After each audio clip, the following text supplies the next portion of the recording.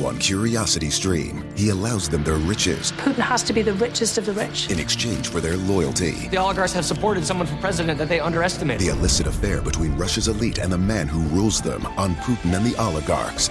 And World War II Normandy. An obscure battle training session takes a tragic turn. Uncover the one secret military catastrophe on the secret D-Day disaster. Watch now on Curiosity Stream. Annual plans are $20, just $1.67 a month. Visit CuriosityStream.com.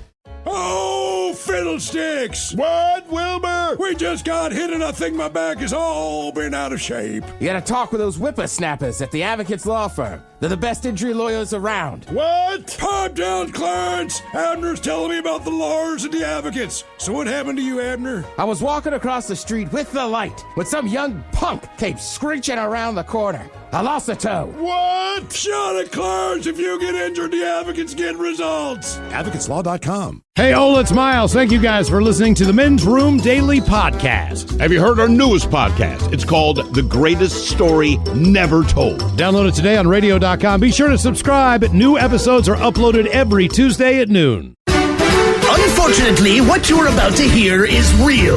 The members of this radio program are simply not that bright, or what some people would call educated. They are merely stupid. They're not trying to offend anyone on purpose. And all have played doctors on TV.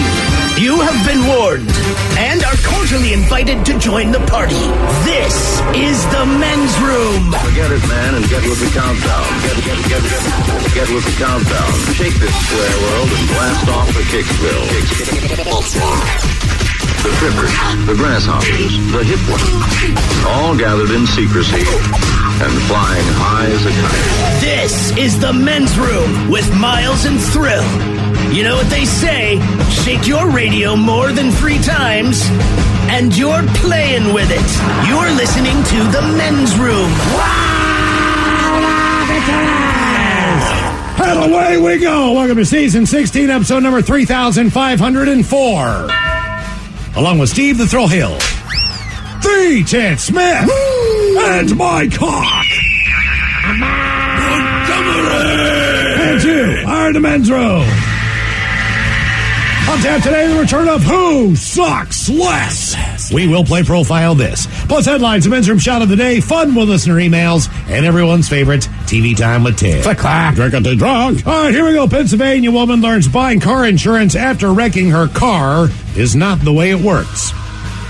Meanwhile, a mom is being criticized for putting non-alcoholic alcohol in her kids' lunches and says those people are being a bunch of jerks. Pennsylvania man busted for his role in the insurrection has a really ironic Lego set. Couple hires surrogate mom, then husband finds his naked ass covered in sweat. A teen makes prom dress entirely out of duct tape, saving dad hundreds that he can spend on beer. That is all coming on today's very special episode of The Men's Room. And now, here's the question. Hola, bitches. Good day to you and yours. All right, modern cars, they're built to withstand lightning strikes and to protect the people inside. And generally speaking, who cares? I mean, the odds of getting struck by lightning is 1 in 700,000. Nevertheless, a family in Kansas, they were driving on a highway when their Jeep Cherokee was struck by lightning. 3 times, possibly 4. Now, the good news is that everyone in the family was okay. The bad news is that their Jeep is toast. Meanwhile, in Nashville, a man's convertible, it suffered extensive damage, as well as the man's fingers, when another driver threw lit fireworks into his car before speeding off. Now, they have not caught the firework thrower, but the man that was in the convertible, he survived, but basically scared the S out of him because these things legitimately exploded in his car. Now, things could always be worse. In Canada, a woman was mowing a small patch of grass. Now, what's the worst that could happen? What, maybe you run over a hornet's nest, or maybe if you're this particular woman, I don't know, the wing of a landing plane decapitates you. The situation was so messed up that the pilot of the plane, who was uninjured, he had been taken to the hospital anyway to be treated for shock. Now, in all these cases, people were minding their own business when they were unexpectedly hit or struck by something, be it lightning, fireworks, or a plane. But we have plenty more similar stories, from a man trapped in a porta potty after a tree fell on it, to 2 people who were hurt when a ceiling collapsed at an ice cream shop. They just wanted to get a goddamn ice cream cone. Next thing you know, the ceiling comes crashing down on top. But that's what we want to talk about today. We'll have plenty of stories. So today's question, very simply, what were you or someone else hit with? Be a part of the big show. Call 206-421-ROCK. Like the Men's Room on Facebook. Follow us on Twitter and Instagram at Men's Room Live. And send those emails to the Men's Room at KISW.com. The debauchery rolls on. You're listening to the Men's Room with Miles and Thrill. 99.9 KISW. Well, Mattel's and away we go. Welcome to season 16, episode number 3504. What a large and charged program we have for you today. Exciting return of Who Sucks Less. Steve, you bring us 3 stories from the news each and every week. They all suck, but we got to figure out of the 3 which one sucks the least, which is often hard to do because these are some terrible people out there. And we got to figure out of the 3 stories that we get from you, which one of these derelicts sucks the least. Now, how's our list looking as far as Who Sucks Less today? I would not say these are terrible people. These people are simply very unnecessary. And honestly, I think this is one of the tougher ones because they're all equally as disgusting and stupid as the other ones. Yeah. And today on a question, what were you or someone else hit with? Let's start with a story here in Nashville, Tennessee that took place over the 4th of July weekend. Dash camera video from July 4th shows 2 cars stopped at a red light in downtown Nashville. One a small BMW convertible, the other a 4-door sedan. Now, video shows the passengers pull up beside the convertible at a stoplight. They have their window down, and they throw a lit firework into the convertible. Now, the top of the convertible, just so you know, it was closed. Mm-hmm. But the firework bounced off of the victim's head, sending it to the back corner of the car, and it explodes once. At first glance, it looks like that's it, right? Right. And then there is another major explosion inside the vehicle. So 2 explosions altogether. The first one was minimal after it hits him in the head. The second one was pretty significant. Yeah, it was full-on fireworks. Yeah. The convertible has extensive damage that'll cost thousands of dollars to repair. He suffered burned fingers and is still having trouble hearing as a device went off right behind his head. He also added, I really would like Metro to make an example out of this person and they can find him. I hate to throw the book at him. I hate to see people's lives ruined over dumb stuff. But like I said, what if there were kids in the back seat or a whole family's car right there? It could have killed people. And when you see the explosion, you're like, oh, my God. Then they just basically pull away, and that's, I don't believe they've caught the guys or whoever was responsible. We saw the video. I'm pretty sure the license plate was exceptionally visible. I mean, I don't know if they've tracked them down, but it shouldn't be too difficult. But it was a hell of an explosion, man. It really was. Now, speaking of explosions in cars, we have another one from a different perspective. As a dash cam video caught the frightening moment, a Jeep Grand Cherokee was struck by lightning multiple times while driving down the highway north of Waverly, Kansas. In the video, the Jeep Cherokee appears to be hit initially by 1 bolt of lightning, then 3 or 4 more times in quick succession, frying the SUV's electrical system. It also appears as if the lightning strikes flattened all 4 of the vehicle's tires as the Jeep drops down following the blast. National Weather Service says that a lightning strike such as this can blow the tires, shatter the windshield, and disable a car's electrical system. Now, the person who recorded the video was a storm chaser named Carl Hobie. And he just happened to be behind because they were driving into a severe storm.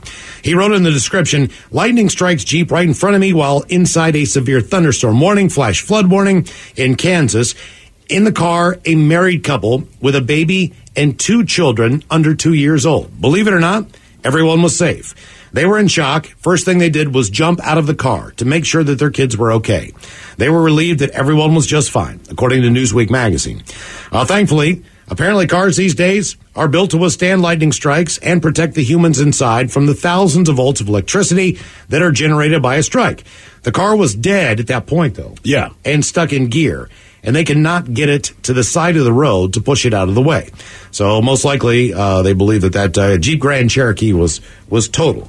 You don't say. Yeah. Then we have one of the most bizarre stories that we've read all day today. This is a crazy one. A woman was mowing grass at a small airfield in Quebec when she was hit by a plane as it came in for a landing. Yes, she was on a riding lawnmower. 27-year-old woman has not been identified. She was operating the tractor on Monday near this airfield in Quebec, a little bit north of Montreal. What we can understand is the woman was on a tractor mowing the lawn when the plane did its descent to land on the airstrip. That's when the airplane hit the woman. The damage to the wing of the plane is pretty substantial in one place. Where it hit her in the head, right? Where it hit her in the head. The woman was taken to a hospital. She later died. She worked for a company that provided maintenance to the airport. Pilot of the plane was not injured, but was in shock after the incident. He was taken to the hospital to be checked out. The airfield is used by private aircraft, and a skydiving company also operates there. Investigating the incident, a team interviewed witnesses, examined the aircraft and the tractor, collected other evidence. They said at the time of the incident, the weather was appropriate for visual flight rules flying. It could take a few weeks or even months to determine exactly what happened. I'll tell you guys what happened. The plane came in, she was cutting the grass on a riding lawnmower, and it hit her in the head. Yeah. I mean, that's the investigation. I don't really think that you need a whole lot more than that. So today on our question, quite simply, what were you or someone else hit with? 206-421-ROCK. We've got a couple of comments that came in. It says, I had a buddy walk out of a porta potty. He gets hit in the head with a rock, busted his head open. Come to find out, he's allergic to getting hit in the face with rocks. Someone else says, this is Matt. I wonder, was that like at a concert? Or was it I'm guessing. somebody just chucked one? Right. I mean, like you go to the gorge or whatever, there's bottles, there's rocks. Not all the time, but if I got hit in the face with something at the gorge, I would not be shocked. Well, I don't know if you saw the story over the weekend, but there's been numerous incidents in the Seattle area, especially on I-5 and 90. Basically, if you're headed east on I-90, once you get underneath the tunnel on the other side, rocks were being thrown at cars like crazy. You know, and it was one of those things that was going on for like 2 or 3 weeks. Still going on. It would happen a couple times, and, you know, a week would go by, nothing would happen, then 4 other cars, and then you see, like, one guy was injured as the rock flew through the windshield, and they did catch a guy, but it was on I-5, and it's a little bit north of here. Now, he was responsible for hitting 5 different cars with rocks. But I want to say they also grabbed 2 other people before they arrested him by a couple of weeks. So the thing is, I don't think they got the right on. guys on the first time around, from what I understand. But who knows? I don't know. Like anything else. Don't do that. Right. Do not do that. But in the last month, I mean, whatever is going on, it has been, there's been a lot of these incidents. Yeah, it's been a rockapalooza, especially on I-5 and 90. Copycats. Mm-hmm. Yeah. So our question, what were you or someone else hit with? 206-421-ROCK. Hello, Chris. Welcome to the men's room. Hola. Hola. So this was more my face hit something, but still goes along the same lines. When I was in basic training, I was doing this exercise where we were supposed to simulate going through a sewer tunnel. And I was going up a board, and nobody was paying attention and wasn't holding the board for me. So I flipped out, and I hit my face right on the makeshift sewer tunnel. How did you hit your face on this exactly? So it's supposed to climb up a board that's on a slant. All right. And it's a teamwork exercise, so naturally nobody was being part of the team. So basically what you're saying is they didn't like you very much. They were just busy gabbing away anyway. Yeah. Well, how bad was your face messed up? Pretty messed up. I busted my front tooth. I had 12 stitches. My teeth almost went all the way through my lip. Let me ask you this. When you're training to climb through a sewer tunnel, are you also thinking to yourself at the same time, man, oh man, I hope I never have to climb through a sewer tunnel? Absolutely. I can't see any reason why, especially with the environments we were training for, you know, like Afghanistan, Iraq, why would we would be going through a sewer tunnel. The only time that's fun is like when you're 10, 11 years old. For some reason, like, ooh, sewer tunnel, let's go. You know what I mean? Like, after that, you realize that you don't want to mess with anything that's in there. Because there's a lot of things that stay in there and live in there and nest in there and everything else. I did it once when I was like 20, about 5 of them. And you're right, we eventually reached the conclusion that you're saying now, like, we probably shouldn't be in there, right? Because it gets to the point where everyone's going, did you hear that? Like, yeah, I did hear something, man. And you don't know what it is. Probably just rats. Mm-hmm. But probably is never good enough for me when you're in a dark place. Like, yeah, it's probably rats, so we should probably leave. Just in case it's not. Yeah, it could be people. Could be. That's even worse, man. Doesn't Vegas? I want to say Vegas has like dry sewers, and they have a whole city underneath the ground. Yeah, Vegas, and I want to say doesn't Manhattan. I think not necessarily the sewers, but like in the abandoned subway tunnels.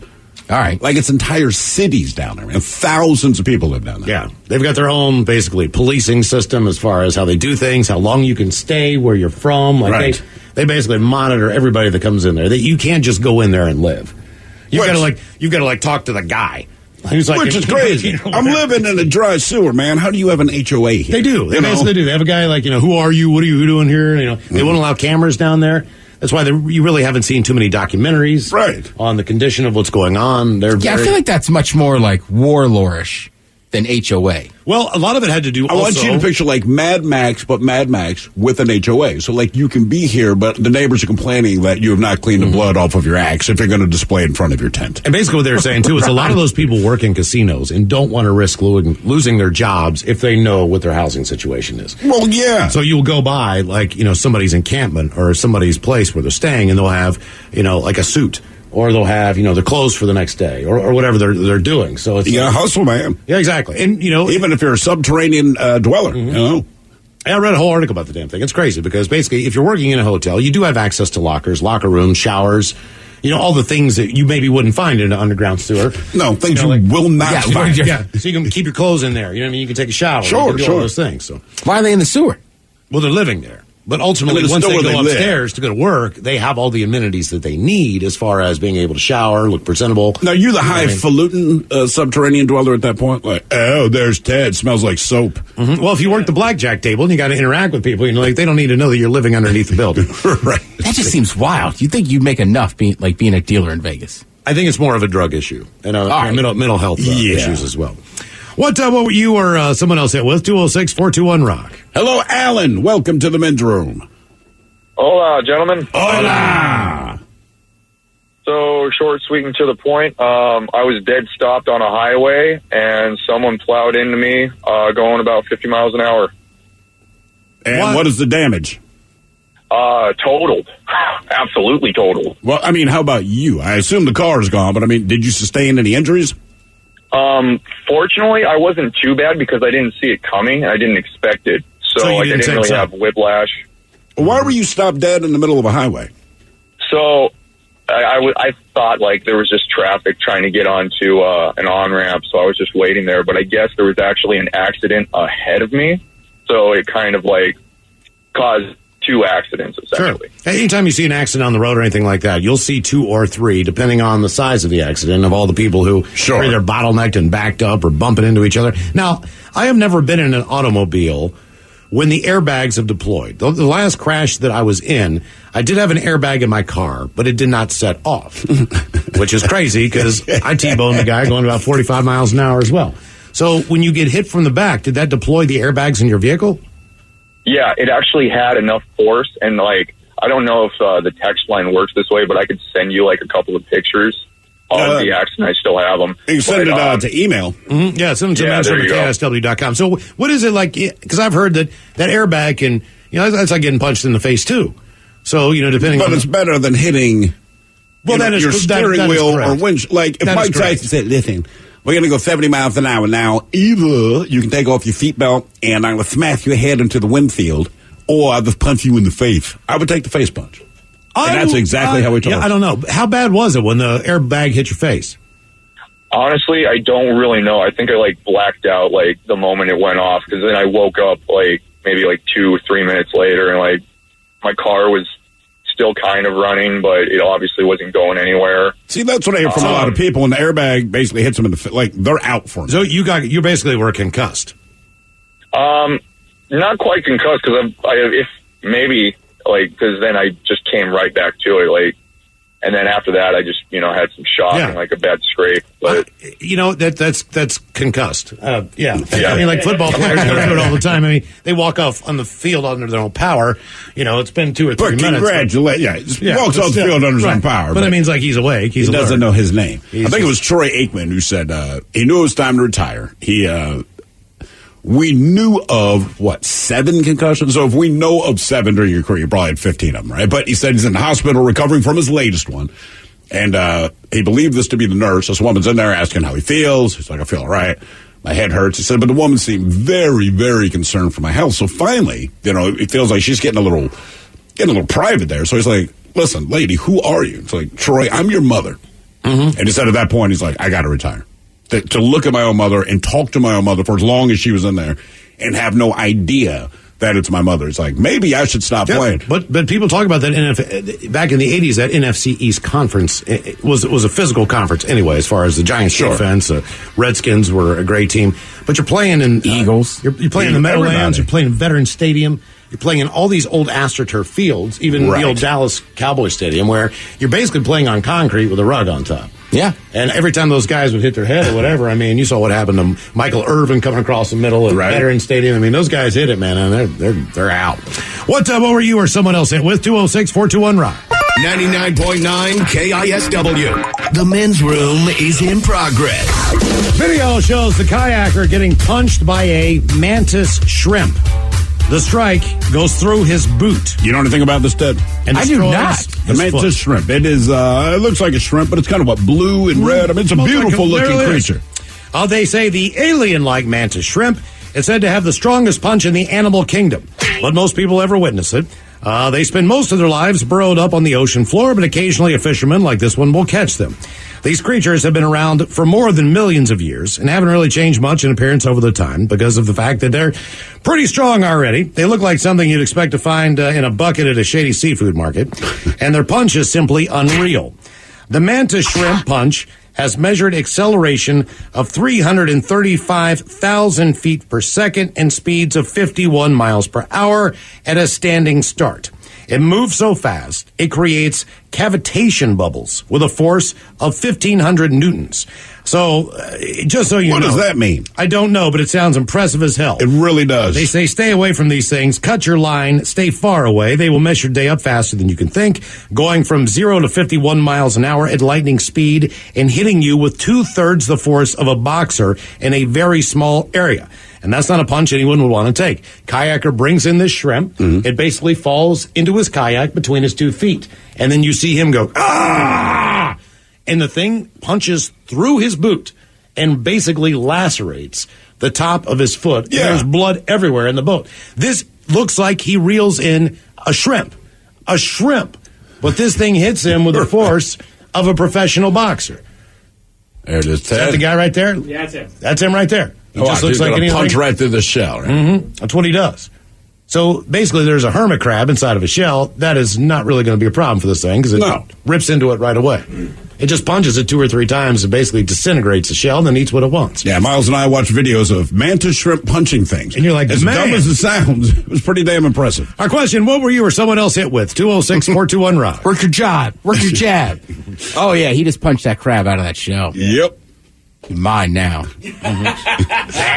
Hello, Jess. Welcome to the men's room. Hola. Hola.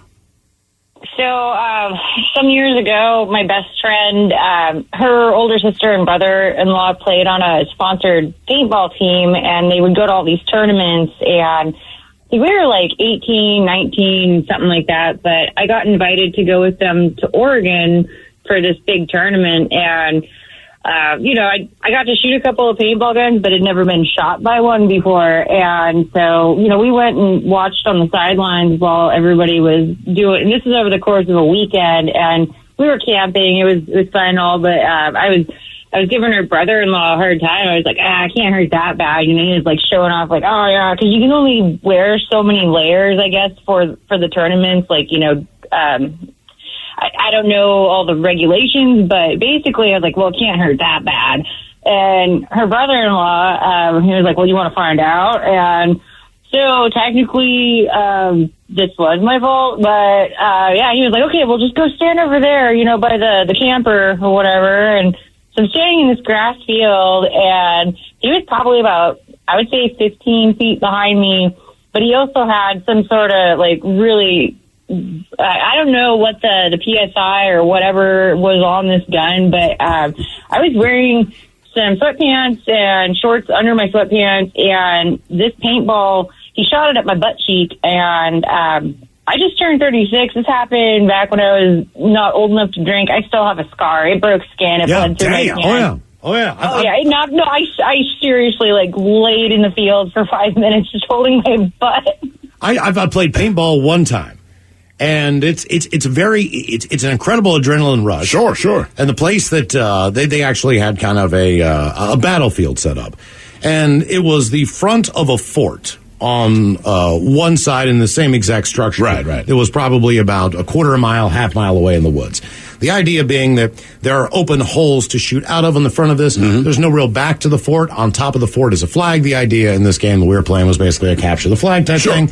There were staircases and decks and levels up the back, but it was basically just a wall, right? But it was shaped like a fort. So we had basically taken out their entire team at this point in time. I'm coming up the rear, and it's just a bunch of us that lived in this house. It was probably 12, 15 guys out there, right? A couple extra guys who were they were like the pros. So they kind of guided us through like how to do the strategy and stuff. So each team had a captain that was part of this this whole group, right? Yeah. So they basically taught you what to do, strategy, and all this stuff.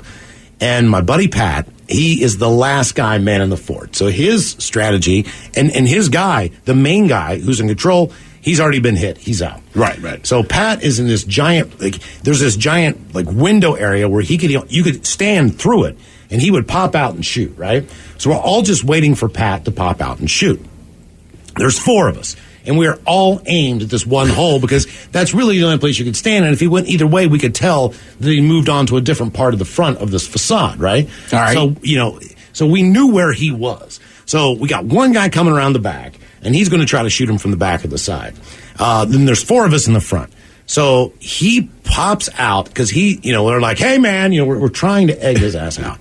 He comes out and he stands and just dun dun dun dun dun dun dun dun dun dun dun, and we're kind of behind a tree that had fell, and we're using that as our shield. You know what I mean? We're behind that thing. Yeah. So soon as Pat pops in, it was not me. I swear to God, I did not hit him here. Somebody hit him right between the eyes and the forehead. Okay, he's wearing a bandana. All right, and the bandana blows off of the back of the front of his head. All right. And it snaps his head back, and then I'm pretty sure it was my buddy Joel shot him right in the Adam's apple. I mean, it was like doom, doom, doom, doom. And he fell. Okay, he fell about 5 feet off of this ledge, back into the leaves in the woods. All right, now Pat couldn't talk for about a week. From that one shot to the Adam's apple. His Adam's apple was bruised. He couldn't swallow. He had a hard time drinking. You know what I mean? Like he couldn't cough. It was a dead shot to the Adam's apple, which was not covered. We all had goggles on. Right. Different things, but it was more about eye protection. And I don't want to lose an eye.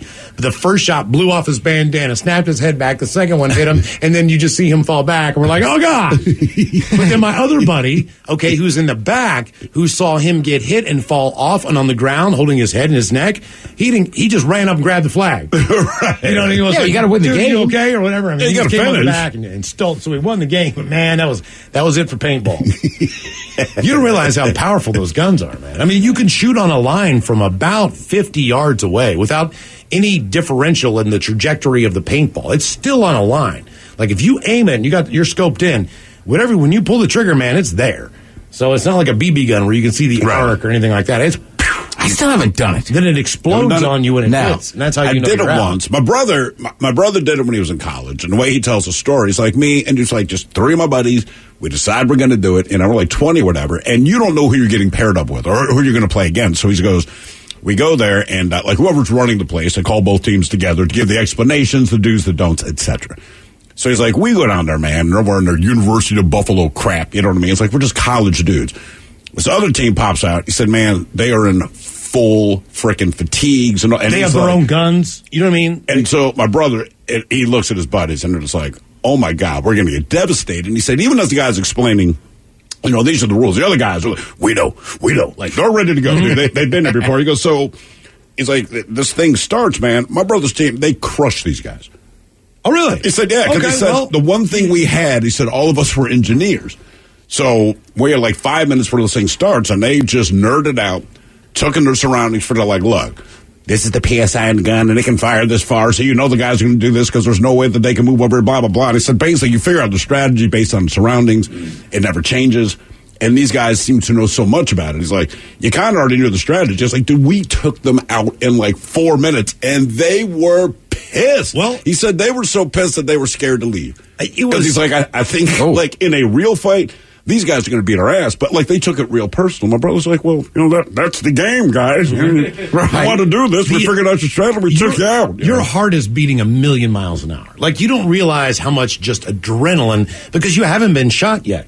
So you don't know. They tell you, look, it's going to hurt. You know what I mean? But it's like saying, like, you're going to get stung by a bee, and it's going to be within 10 minutes. Could happen right now. Could happen, 9 minutes from now. But you know you're going to get stung, and it's going to hurt. So you're just kind of waiting for that moment. But, and then there are times where you need to move from point A to point B. And so everybody's going to move at once because the idea is, okay, maybe one guy gets like shot. a school of fish, right? But like, you Leroy Jenkins that thing, man. And then you all have you have a spot that you're trying to get to and you're just burning, you're diving, you're rolling, you're trying to get behind stuff, man. Your adrenaline is pumped up. I mean, you're sweating. You can't believe just how terrified you are of getting hit by a paintball. A paintball, yeah. I mean, that's it. You know what I mean? But it's not like laser tag. Laser tag, it doesn't hurt. You hit your chest, you're out. You know what I mean? No big deal. You blow up, right? But not in paintball, man. Paintball, you're taking because you see the other guys get hit, and most guys aren't quiet when they get hit. No, it's like so you know it's not going to be fun. You know what I mean? So you're just trying to avoid. Speaking of getting stung by the bee, Ted, I took care of the basketball hoop problem. The problem with our basketball hoop is simply this: I'm shooting around with my son. We realized every time we hit the rim, which I do a lot of bees showed up, and I realized they were getting into the hollow aluminum tubing behind the, so they have built a nest in there. And so my son has been wanting to shoot basketball, so last night when I got home, I said, look, I'm going to go deal with it. I'm going to go get stung by a bee. And he's like, I said, no, seriously, I'm going to get stung by a bee. So grab the ladder, I climb up there. So the thing was I had the bee and wasp killer spray, all right? I had 4 little paper towels that I balled up that I'm going to stuff in there after, and then duct tape to tape them on, just so the bees can't get out. Ted, I told you I was going to do this, right? Yeah. I cannot explain to you how quickly the bees reacted to the spray.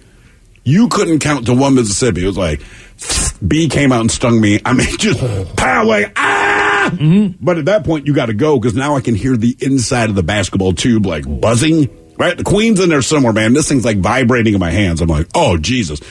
I've never worked so fast to stuff paper towels into a tube and tape it up, but it worked. It did work. Yes, it did. We went out and shot hoops after that. But then we did not account for not all of the bees were in the hive at the time that I made this decision. So there's like 7 that kept buzzing around angry. They couldn't figure out how to get in. Mm-hmm. So basketball came to a stop again. But like you said, when you know you're going to get stung, like getting stung by a bee is not the end of the world. It sucks. It hurts. When it happens, it just happens randomly. But I'm walking out there and like, I know I'm going to get stung. And I'm standing on this goddamn ladder and I'm like I said, I could hear them. But I'm like, you know what? Maybe I won't, because the spray, it's supposed to work. I mean, sting. It was just that quick. Like, bitch, you sprayed me in the face. Well, it's like, if you're at a boxing gym, you know you're going to get punched. Sure. But even if you kind of know what you're doing and somebody takes a shot at you on the street, like, that's when you see people just drop like a bag of bricks. See, but I feel like here's the difference, right? So if you're playing paintball, you do not want to get shot. You want to shoot your buddies, but everyone understands that it hurts. You understand it's competition. If you're going to box, or even if you're in a street fight, like, you're angry enough, you know the guy's probably going to get some hits in. You're going to try to hit him. Win or whatever, it doesn't matter. Both of you are going to be in pain. With a bee, even though I'm going to kill him if he stings me, it doesn't register to them. Right. And somehow it just feels different. You know what I mean? Like, I would rather get in a street fight than be stung by the bee, because in the street fight, at some point, you can negotiate and be done. Yeah. But the bee's also a suicide bomber, mm-hmm. I right? know that's the problem. Right. He's just like, I got to do this now. I got to protect the queen. My bee life is over. That's the whole thing. When you spar in a boxing match, which I've never done in my life, and I think I'd be terrified about it, you know that you are going to get hit in the face. And not only are you going to get hit in the face, you're going to get hit in the face multiple times. Now, you might be in a bar and some crap goes down and you realize, oh, okay, man, this is going to go down, and your adrenaline picks up and everything else. And I'm not saying you don't have adrenaline when you're sparring, but you know the other guy over there. You don't hate him. You know what I mean? Like, right. You really don't have any beef other than the fact that you're going to try to punch the other person in the face. And if I'm good, I'll beat you unconscious. I mean, even you're touching, gloves or whatever. Like, when you get back, like, I'm going to get hit in the face. Like, that would suck. See, I'd be like, oh no, please don't hit me in the face. And then you hit me in the ribs, like, oh God. And then they hit you in the face because you dropped your arm. Exactly. That's the worst part. I don't want to take a gut punch either, or a rabbit punch. But at least in a boxing ring, right? Different than a bar fight. Like, at no point, other than someone like Mike Tyson, are they going to, if you're getting the better of them, right? Mm-hmm. So you are winning this round. They don't pick up a bottle and smash it over your head. No. Like, if you introduce that to boxing, you've agreed to it. And there's rules, man. Yeah. He can't you got a headset on. I mean, but still. They don't let you hit below the belt. You know, a bar fight, man, like you swing a pool cue at my balls, you know, it's like there's nothing I can do. I can't say, wait, time out. We have rules. You know, boxing, hey, you can't hit below the belt. Yeah, sometimes sparring's like literally just jabs. And then somebody gets caught up and throws a right, and you're like, hey, we said just jabs, man. Yeah. And sometimes that's the worst. Do you establish that? Oh, yeah. Sometimes literally, especially because sometimes you're sparring with somebody who is much, much better than you are. So you have to establish rules or you're just going to get your ass whooped. Now, wait. All right, so the person I'm going to spar with is much better than me, which Correct. is unquestionable. I'm assuming I'm the person who sets the rules, not them. Usually it's whoever's gym it is. It's or the coach. Right. Like, don't kill my guy. Right, because he's running the gym, so he knows your levels. As opposed he's going to to handicap Right, exactly. Like, I mean, look, I won't lie to you. I've been in some where it's like, no, Ted, you feel free. Throw your whole arsenal if you can. But, like, you only get to jab him. With your left hand, with your arm behind your back. Right, exactly. Because it's like, we need to get Ted some experience, but we don't want to hurt him. What were you or someone else hit with? 206-421-ROCK. That cannot help your confidence. No, but give them everything you got, Ted, and you just the one thing, man. It's level of competition, because once you're in there and you're eating those jabs, you go, all right, I'm glad we did that. It's like playing horse with Michael Jordan. Like, you're shooting left-handed, dude. Yeah, without a doubt. He's got to shoot backwards. Right. Even then. You got to play a game where he can't spell the word. I found that much easier with my kid when he couldn't spell horse. I'm like, no, you got HOR. Pterodactyl. Let's play some pterodactyl. Abracadabra. Hello, Russ. Welcome to the men's room. Hola. Hola. Liquor and whores. Liquor and whores. Hey, I'm a truck driver and I got hit by a flock of pigeons. Oh, how many made contact? Well, probably 15 or 20 of them hit me just boom, boom, boom, boom, boom, boom, boom, boom. And did it do any damage to your truck? It seems like you might have hit them. Well, I was getting on I-5 North where you come on the express lanes there and you just right as you're coming in. All right. And they flew out from under, maybe something flushed them out under the netting. Okay. And it took the windshield out. Oh, damn. So And did you end up creating a traffic problem? 'Cause I know exactly what you're talking about. So you're already under the underpass where they're hanging out. Nah, I just turned the windshield wipers on and got the dead birds off of my windshield. And there was there's probably, I don't want to over-exaggerate, there's probably 15 of them. That is a lot of birds at once, man. I mean, did you think you were under attack or that these birds were just unfortunate? It freaked me out a little bit. Yeah, you feel bad, too. I mean, I ran over a family of quail in eastern Washington. I felt horrible. They just flew right out in front of my car. And then, of course, when I stopped, I'm like, God, I can see you. Because I looked back and it looked like somebody was making pink cotton candy. It was just pink dust ball in there. I was like, oh, no. How long did it take for all 15 to make? Did this happen in like 1 second, or was it a couple of seconds of this? It was probably, they say it happened so fast you don't really realize it. It's probably 5 or 6 or 7 seconds. Mm-hmm. Well, trust me, man. There's a new spot down there on I-5 too, and you know exactly where it is. Where they're building the convention center building, and it looks like it's coming over the interstate. Somebody's going to have a big ass high rig, man, and they're going to take the bottom of that building out. I guarantee you, they're going to be hauling something big. You know what I mean? And not pay attention. And maybe. What were you or someone else hit with? 206-421-ROCK. New on Curiosity Stream, she was a loving wife, a devoted mother. She also stole atomic secrets and gave them to the Soviets. Meet the woman whose deception kick-started the Cold War on the spy who stole the atom bomb. And what if they catch you? Then I shall be shot. They're coming! Come back! relive history's most death-defying escapes. It's Impossible Escapes, Civil War. Watch now on Curiosity Stream. Annual plans are $20, just $1.67 a month. Visit CuriosityStream.com. $20 million, $19 million, $6 million. These are all awards recovered for clients of Phillips Law Firm. To win big, you have to fight big. And Phillips Law has been fighting the too-big-to-fail insurance industry for decades. Not every case will have a multi-million-dollar outcome, but Phillips Law will fight just as hard to recover the outcome you deserve. If you or a loved one has been injured in a car accident or on the job, call or click today at 1-800-JUSTICE or visit justiceforyou.com.